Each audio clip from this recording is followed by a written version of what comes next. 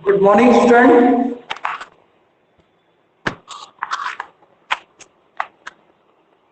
Morning sir. जल्दी से जुड़ जाइएगा।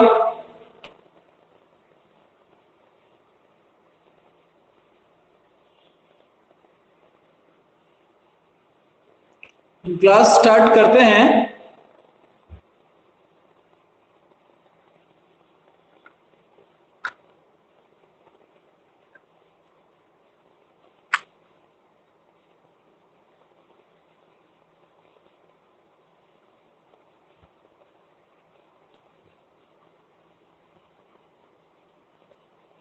देखिए,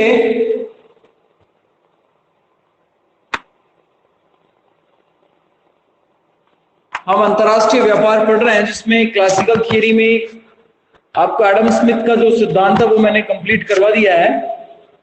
और आज हम जो चर्चा करेंगे वो डेविड रिकार्डो का तुलनात्मक लागत सिद्धांत पे हम चर्चा करेंगे, जिसमें उसकी मान्यताएं और उसका जो बैकग्राउंड है वो मैंने आपको कल की क्लास में बताया था। आज हम उससे आगे बढ़ेंगे।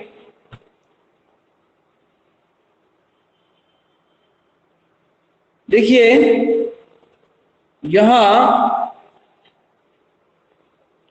डेविड रिकार्डो का तुलनात्मक लागत सिद्धांत, ये हम कल भी चर्चा कर चुके हैं इस पर, और इसकी मान्यताएं भी मैं आपको बता चुका हूं। एक बार मैं फिर आपको ये सिद्धांत की जो मान्यता है रिपीट कर रहा हूं। तो श्रम का उत्पादन एकमात्र साधन श्रम ही है, जिसमें सभी प्रकार के साधन समाहित मान लिए गए हैं। इसके अलावा दूसरी जो मान्यता है, श्रम की संपूर्ण इकाई समरूप होती है। तीसरी मान्यता हमने पढ़ी थी, व्यापार करने वाले केवल दो देश, जिसमें दो वस्तुओं का विनिमय होता है। अर्थात ये जो मॉडल है 2x2x1 का मॉडल है। इसके अलावा अगली जो मान्यता थी वो थी दोनों ही देशों में दोनों ही वस्तुओं का उत्पादन किया जाता है। अगली मान्यता थी उत्पादन के साधन देश के भीतर पूर्ण रूपेण गतिशील हैं, परंतु दो देशों के मध्य उत्पादन के साधन पूर्ण रूपेण अगतिशील हैं। छठी मान्यता थी हमारी दोनों देशों में वस्तु विनिमय होता है, अर्थात मुद्रा के अस्तित्व की उपेक्षा की गई है। मुद्रा विनिमय को यहां स्वीकार नहीं किया गया है। अगली मान्यता थी दोनों देशों में वस्तुओं का उत्पादन उत्पत्ति समता नियम के अंतर्गत लागू होता है। इक्वल प्रोडक्शन लॉ के आधार पर यह लागू किया गया है। इससे अगली मान्यता यह सिद्धांत इस मान्यता पर आधारित है कि दोनों देशों में उत्पादन के साधन को पूर्ण रोजगार प्राप्त है। ठीक है। और नवी हमारी मान्यता थी कि अंतरराष्ट्रीय व्यापार पर किसी प्रकार का प्रतिबंध नहीं है, देश विदेश तक अंतरराष्ट्रीय व्यापार किया जा सकता है। और 10वीं मान्यता है सिद्धांत में परिवहन लागतों की उपेक्षा की गई है। और अंतिम मान्यता है दोनों देशों में स्थायी सामयिक स्थिति पाई जाती है, अर्थात व्यापार चक्रों का अभाव है।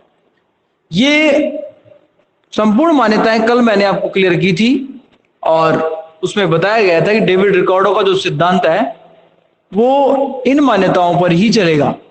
ठीक है। अब हम इसके सिद्धांत की व्याख्या करते हैं छात्रों। तो सिद्धांत की व्याख्या हम करेंगे तो उसमें देखिए ये मान्यताओं का महत्वपूर्ण योगदान रहेगा। सिद्धांत की व्याख्या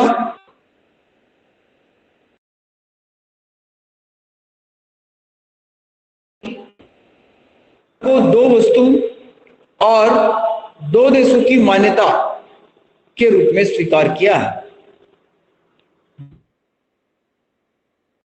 देशों की मान्यता को क्या है।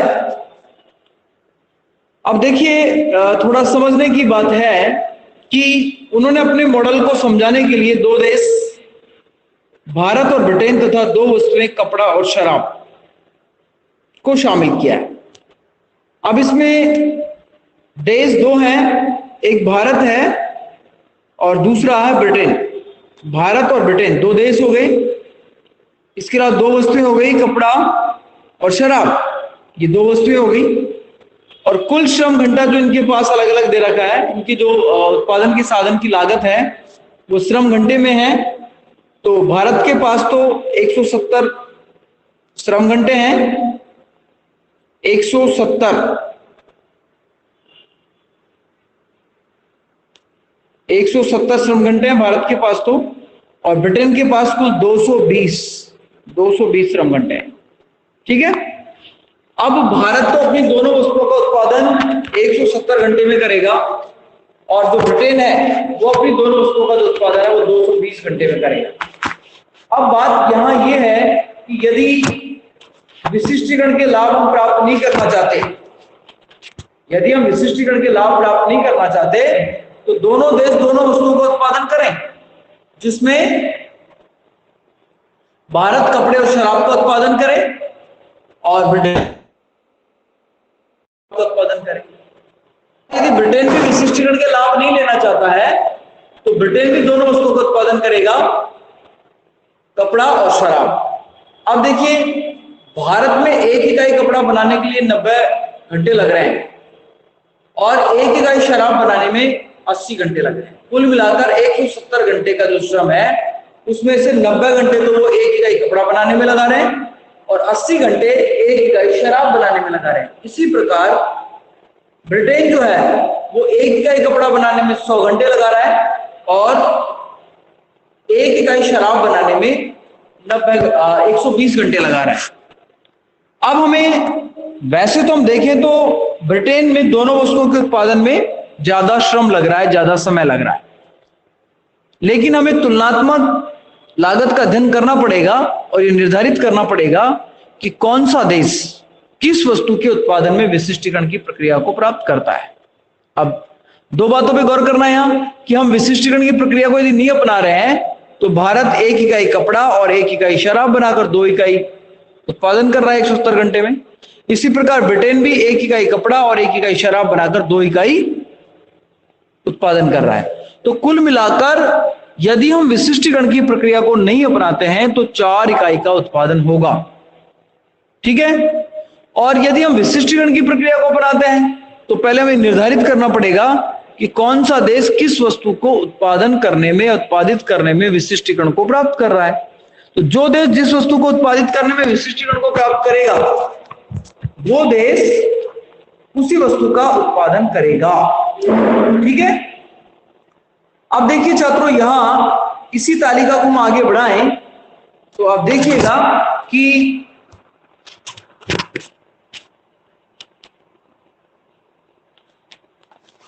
इसी तालिका को हम आगे बढ़ा रहे हैं, तो इसी में आप देखिएगा उपयुक्त तालिका से स्पष्ट होता है कि भारत दोनों ही वस्तुएं इंग्लैंड की तुलना में कम लागत पर तैयार कर रहा है।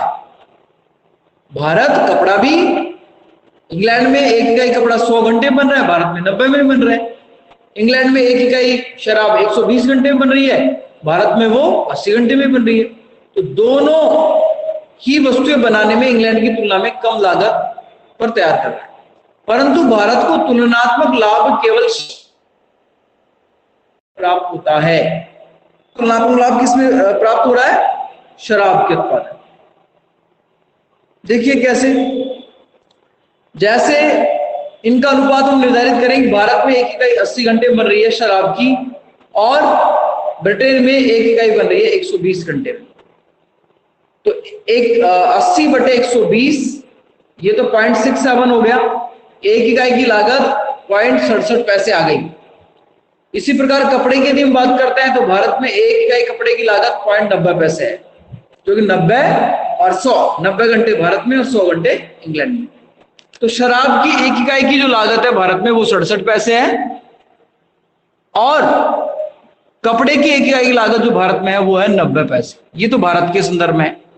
तो 0.67 लेस देन 0.90 है, मतलब भारत में 67 पैसे की जो लागत है वो कम है 90 पैसे की लागत से, इसलिए भारत शराब के उत्पादन में विशिष्टीकरण को प्राप्त करेगा।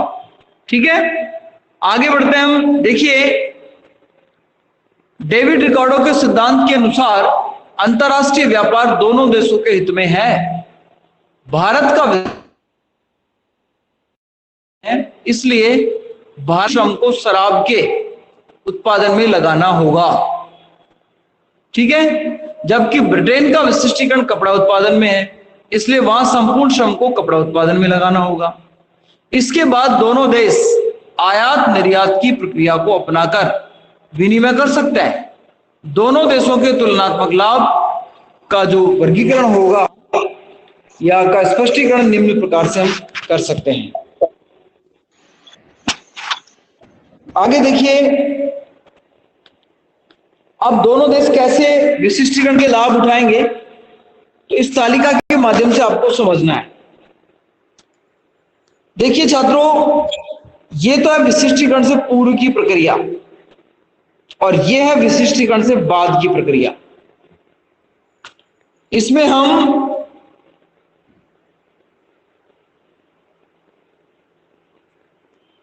इसमें देखिए हम ये लाइन खींच सकते हैं बीच में से। इस ब्लू लाइन के लेफ्ट साइड और राइट साइड, लेफ्ट साइड तो विशिष्टीकरण से पूर्व की प्रक्रिया है। इसका मतलब यह है कि दो देश जब विशिष्टीकरण को नहीं अपनाते हैं, इसका मतलब है अंतरराष्ट्रीय व्यापार को वो नहीं अपनाते हैं। और इसके राइट साइड वाली जो बात बन रही है उसमें व्यापार को अपनाते हैं। तो यदि वो अंतरराष्ट्रीय व्यापार को नहीं अपनाते हैं तो ऐसी स्थिति में वो आयात निर्यात नहीं करेंगे। जितने उनके पास साधन हैं उन साधनों से अपनी वस्तु का उत्पादन करके अपनी आवश्यकताओं को संतुष्ट करेंगे, ठीक है। और यदि वो आयात निर्यात अपनाते हैं या विशिष्टीकरण की प्रक्रिया को अपनाते हैं तो वो उसी वस्तु में वो विशिष्टता को प्राप्त और उसका ज्यादा उत्पादन करके वो अपनी वस्तु का निर्यात कर देंगे और दूसरे देश की वस्तु देशों को लाभ प्राप्त होंगे। तो विशिष्टीकरण से पूर्व की प्रक्रिया को यदि हम देखें तो भारत के पास 170 घंटे हैं और ब्रिटेन के पास 220 घंटे हैं। तो छात्रों, यहां भारत एक इकाई कपड़ा बनाने में 90 घंटे लगाता है और एक इकाई शराब बनाने में 80 घंटे बनाता है।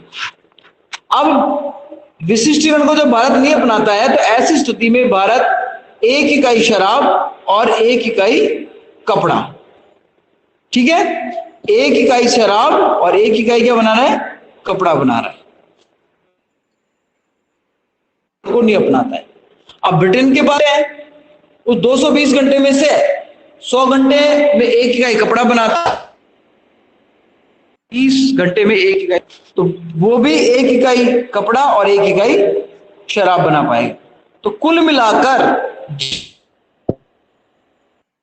नहीं अपनाते हैं, मिलकर क्या करेंगे, दोनों मिलकर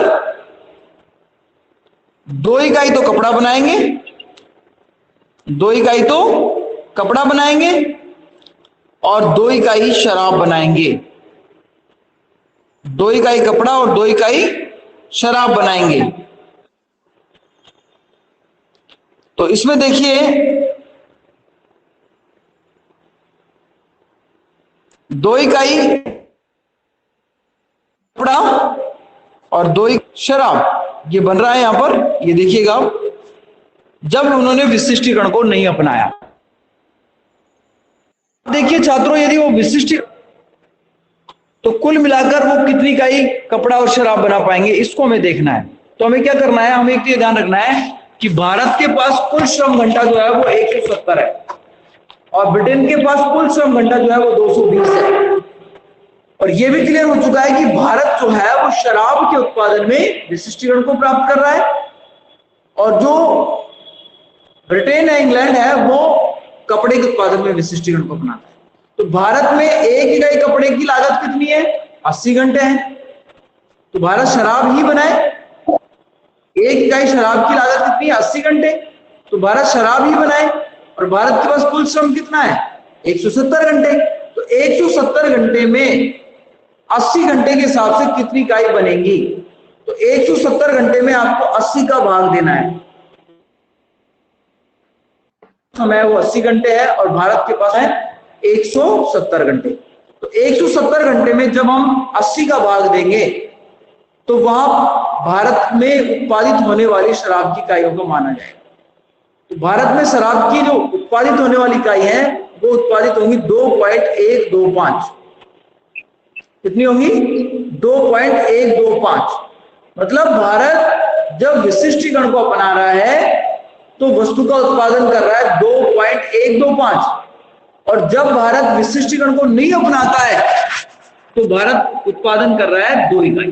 एक शराब की और एक कपड़े की। और जब विशिष्टीकरण को अपना लेता है तो शराब की कुल मिलाकर कितनी का उत्पादित करता है भारत? 2.125। ठीक है। इसी प्रकार ब्रिटेन के पास कुल श्रम है 220 घंटे, और चूंकि ब्रिटेन जो है वो कपड़ा बनाने में विशिष्टीकरण को प्राप्त कर रहा है, तो कपड़े की प्रति इकाई लागत जो ब्रिटेन में है वो 100 प्रति घंटा है। एक इकाई बनाने के लिए 100 घंटे है। ठीक है। तो 220 में 100 का भाग देंगे तो ब्रिटेन जो है वो कपड़े का उत्पादन करेगा 2.2। तो अंतरराष्ट्रीय बाजार में कुल मिलाकर कपड़ा उत्पादित होगा 2.2 जो ब्रिटेन कर रहा है, और शराब उत्पादित होगी 2.125 जो भारत कर रहा है। जब विशिष्टीकरण को नहीं अपनाया हमने तो 2 इकाई कपड़ा बना, 2 इकाई शराब बनी, और जब हमने विशिष्टीकरण को अपना लिया तो 2.2 इकाई कपड़ा बना और 2.125 शराब बनी। तो कुल मिलाकर हम ये कह सकते हैं कि विशिष्टीकरण को अपनाने के बाद अंतरराष्ट्रीय बाजार में पहले की तुलना में ज्यादा वस्तु सेवाओं का उत्पादन हुआ है, जिसके लाभ पूरी अंतरराष्ट्रीय इकोनॉमी को मिलेंगे। ठीक है। आगे देखिए, उपयुक्त तालिका से स्पष्ट विशिष्टीकरण दोनों देश संपूर्ण श्रम से 4 इकाई का उत्पादन करते हैं।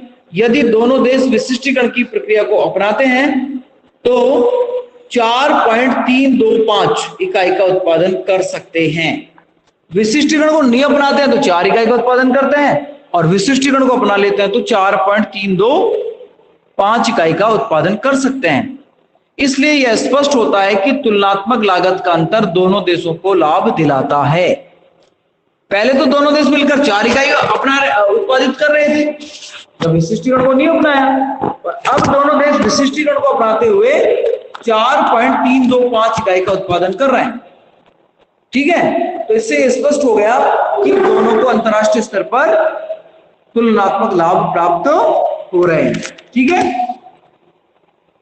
आगे देखिएगा, तुलनात्मक लागत अंतर की स्थिति में दोनों देशों के मध्य व्यापार से लाभ होना अथवा भारत और ब्रिटेन में घरेलू विनिमय दर निम्न प्रकार होगी। कैसे होगी? देखिए, भारत में 1 इकाई शराब के बदले 0.88 इकाई कपड़ा मिलेगा। ठीक है। और ब्रिटेन को 1 इकाई शराब के बदले 1.20 कपड़ा मिलेगा। देखिए, ये थोड़ा सा आपको क्रिटिकल लग रहा होगा कि ये किस तरीके से आ रहा है, लेकिन इसको समझना पड़ेगा आपको। 0.88 का मतलब है कि भारत में 80 घंटे कपड़े शराब बनाने में लग रहा है ना, और 90 घंटे कपड़े बनाने में लग रहा है। यदि भारत उस शराब की जगह कपड़ा बनाने लग जाए तो वो 1 इकाई शराब के बदले 0.88 इकाई कपड़ा ही बनेगा। 90 में आप 80 का भाग दे लो, 0.88 आएगा। तो 0.12 इकाई का नुकसान हो रहा है भारत को। यदि वो कपड़ा और शराब दोनों बनाता है तो 0.12 अंक का कपड़े के संदर्भ में भारत को नुकसान है। 90 में आप 80 का भाग दे लेना, ठीक है ना। 80 में 90 का देना, 0.88 आ जाएगा। ठीक है। तो 0.12 इकाई का भारत को कपड़े के संदर्भ में नुकसान है, इसलिए भारत कपड़े का उत्पादन नहीं करेगा।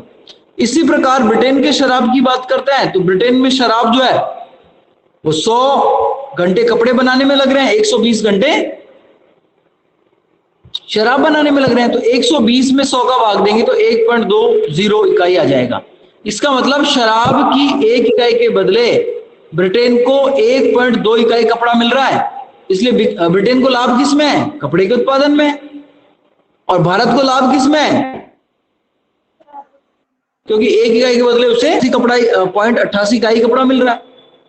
तो यहां इस विनिमय दर से यह निर्धारित हो रहा है कि दोनों देशों को लाभ जो हो रहा है वो विशिष्टीकरण का लाभ प्राप्त हो रहा है।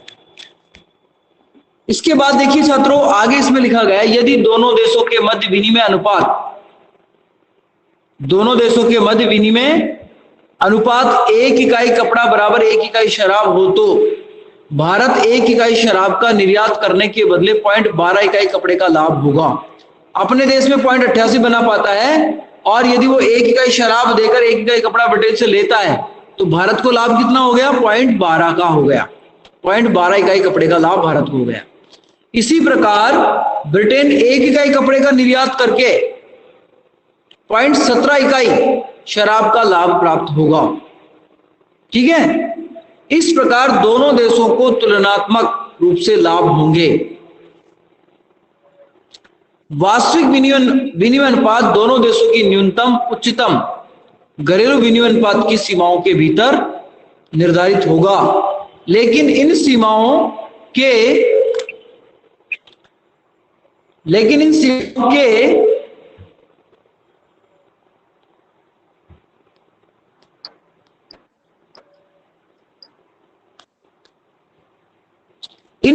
के बीच कहां होगा, इसका जवाब रिकॉर्डों के पास नहीं है। दो सीमाएं तो निर्धारित हो गई, 0.88 और 1.20, इन दोनों के बीच में आदर्श विनिमय दर का निर्धारण होगा, लेकिन कहां होगा इसका जवाब आपको जेएस मिल के प्रतिपूरक मार्ग सिद्धांत में मिलेगा। रिकॉर्डो इसका जवाब नहीं दे पाया, इसलिए आगे जाकर हम जेएस मिल का जो प्रतिपूरक मार्ग सिद्धांत पढ़ेंगे वहां इस बात का हम निर्णय करेंगे कि अंतरराष्ट्रीय विनिमय अनुपात कहां निर्धारित होता है।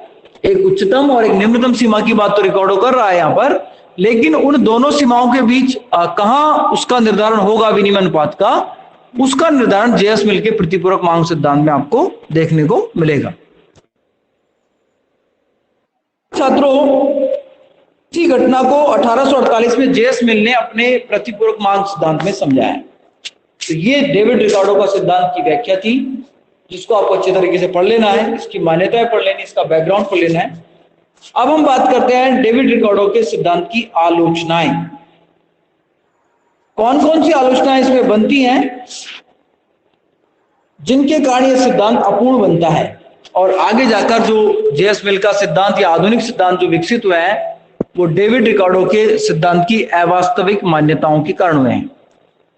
डेविड रिकार्डो का जो सिद्धांत है वो अवास्तविक मान्यताओं पर निर्धारित है, इसलिए इस सिद्धांत की काफी अपूर्णताएं रही हैं, काफी आलोचनाएं हुई हैं, जिसकी वजह से आगे जाकर अंतरराष्ट्रीय व्यापार का आधुनिक सिद्धांत विकसित हुआ है।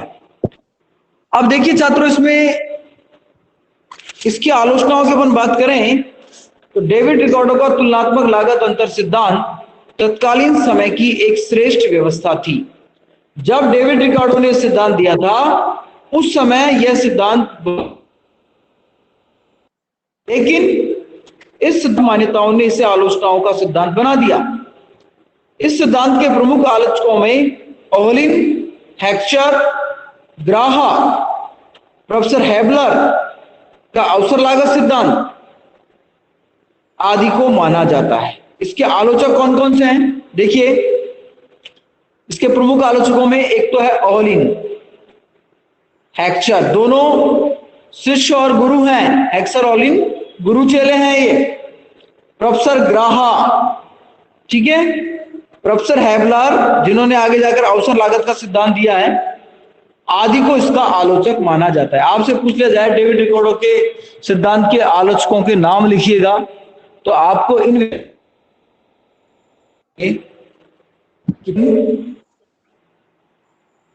हेक्चर, ग्राहा और हेबलर, ये डेविड रिकार्डो के तुलनात्मक लागत सिद्धांत के आलोचक रहे हैं। अब सिद्धांत की आलोचनाएं कौन कौन सी रही हैं उनकी हम चर्चा करें तो पहली आलोचना इनकी, मूल्य के श्रम सिद्धांत की मान्यता दोषपूर्ण है। आपको पता है कि डेविड रिकार्डो का जो सिद्धांत है वो मूल्य के श्रम सिद्धांत पर आधारित है। वो ये कहता है कि किसी वस्तु में निहित श्रम की जो मात्रा है वो उसका मूल्य होता है, लेकिन आज टेक्नोलॉजी का युग है और टेक्नोलॉजी ने श्रम की मात्रा को वस्तु के उत्पादन में कम कर दिया है।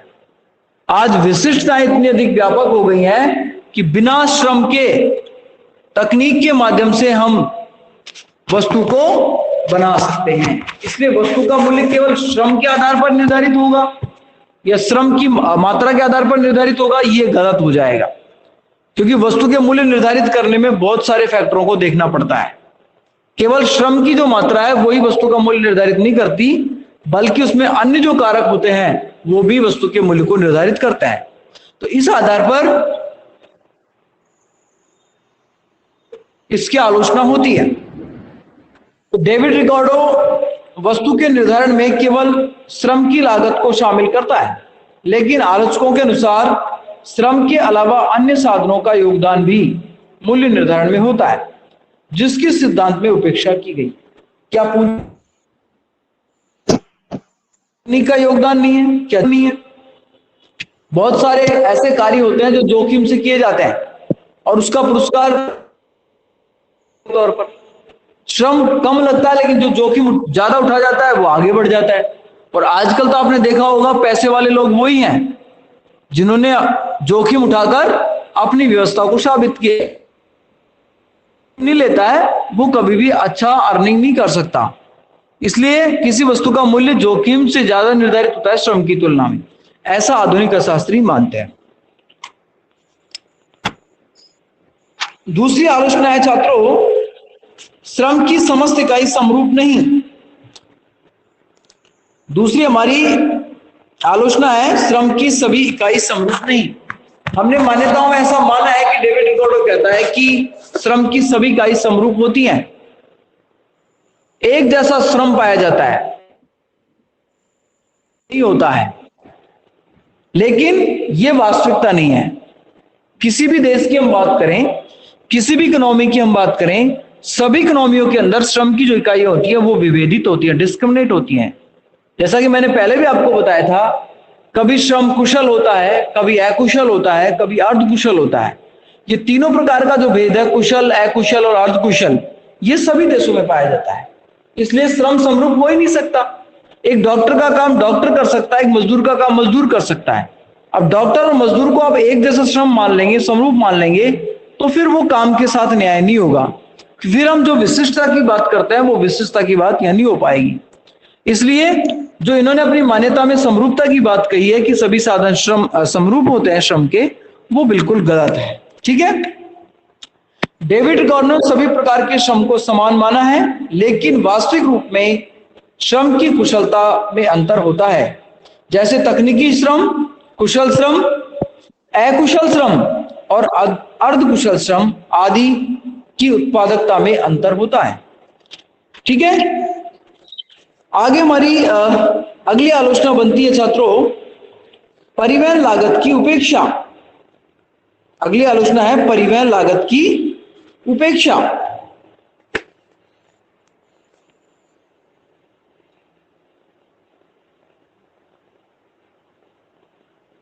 देखिए, ये हमारी अगली आलोचना है। डेविड रिकार्डो ने अपनी मान्यता में परिवहन लागत को शामिल नहीं किया गया।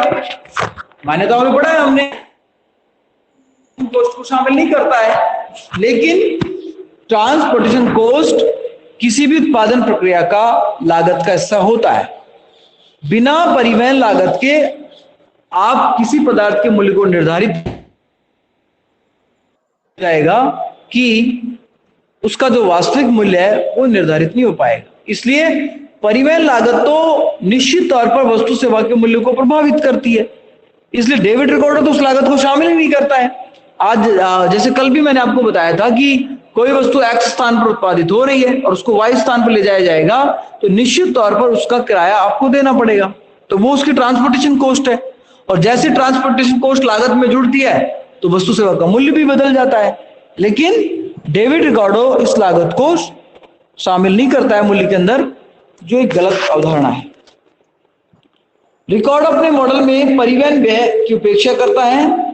यदि दो वस्तुओं का आयात निर्यात किया जाता है तो उनके बीच में परिवहन लागत होती है।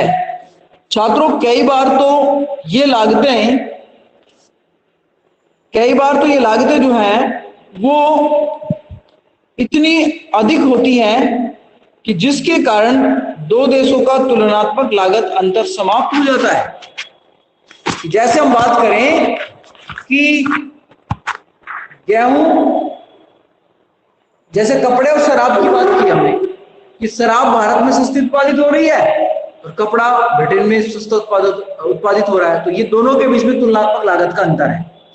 लेकिन जब ट्रांसपोर्टेशन कॉस्ट ब्रिटेन से भारत वो वस्तु आएगी, ब्रिटेन से कपड़ा जब भारत आएगा और भारत से शराब जब ब्रिटेन जाएगी, तो उसको भेजने में कई बार इतना खर्चा हो जाता है कि जो सस्ते के कारण हम वहां से ले रहे हैं वो लागत खत्म हो जाती है। जैसे फॉर एग्जाम्पल आप ऐसे समझ सकते हैं कि भारत में शराब 10 रुपए की बन रही है और ब्रिटेन में बन रही है 15 रुपए की, तो हमारे यहाँ सस्ती बन रही है इसलिए हम ब्रिटेन शराब भेज रहे हैं।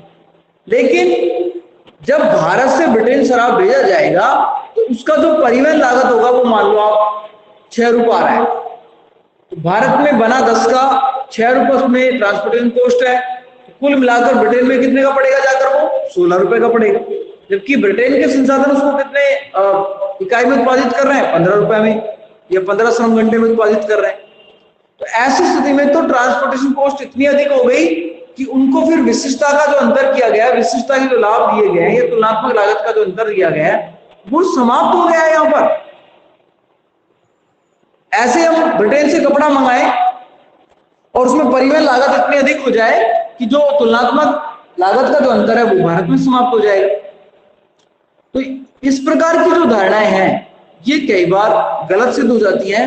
इसलिए डेविड रिकार्डो की आलोचना हो रही है कि उन्होंने अपने सिद्धांत के अंदर जो परिवहन लागत है उसको शामिल नहीं किया गया है, और जबकि आधुनिक जो अर्थशास्त्री हैं वो ये कहते हैं कि परिवहन लागत आर्थिक घटनाक्रम का मुख्य भाग होता है, मुख्य अवधारणा होती है।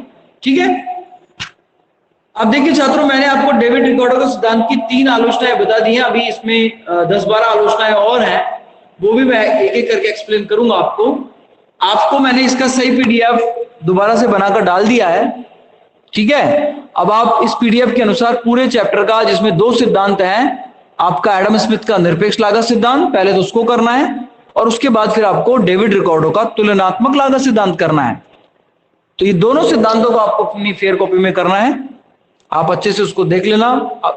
फिर भी किस तरह की समस्या आती है तो आप मेरे को बता देना, आपको क्लियर कर दिया जाएगा। ठीक है, अब आप बोलिएगा यदि आपको कुछ पूछना है, कुछ समझना है। एक आपका कल 28 तारीख को 29 और 30 3 दिन मैं क्लास नहीं लूंगा आपकी, 3 दिन मैं छुट्टी पर रहूंगा, इसलिए आपकी जो अगली क्लास होगी वो 31 तारीख को होगी, 31 अगस्त। ठीक है, और हो सकता है कि 1 सितंबर से आपको कॉलेज बुलाया जाएगा, क्योंकि पूरी संभावनाएं हैं। यदि कोई ऐसा नियम नहीं आता है सरकार का दोबारा से, तो हम निश्चित तौर पर 1 सितंबर से आपको ऑफलाइन क्लास देंगे। इसलिए आप क्लास में आए सभी 1 तारीख को, ठीक है ना, और ऑफलाइन क्लास लें।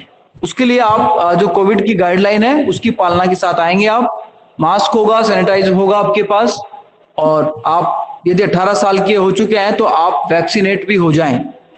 यदि आपकी उम्र 18 साल या 18 साल से ऊपर हो चुकी है तो आप अपने नजदीक केंद्र पर जाकर वैक्सीन जरूर लगवा लें, और वैक्सीन लगवाने के बाद ही आप कॉलेज आएं।